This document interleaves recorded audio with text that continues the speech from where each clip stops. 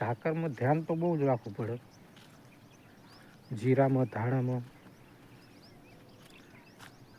જેટલું ધ્યાન રાખો એટલું સારું, આપણો મોલ બચી જાય.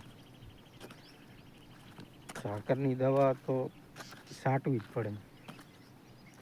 તમે ઝાકરની દવા છાંટો તો થોડો ઘણો નિયંત્રણ થઈ જાય અને સારો રહે. એટલા માટે ફરજિયાત અત્યારે તો જીરામાં, ધાણામાં દવા છાંટી દેવાય. તેથી નુકસાન ઓછું થાય. બને તેટલું ધ્યાન રાખવું. કેટલા ઝાકર આવે, બહુ ઝાકર આવે અત્યારે.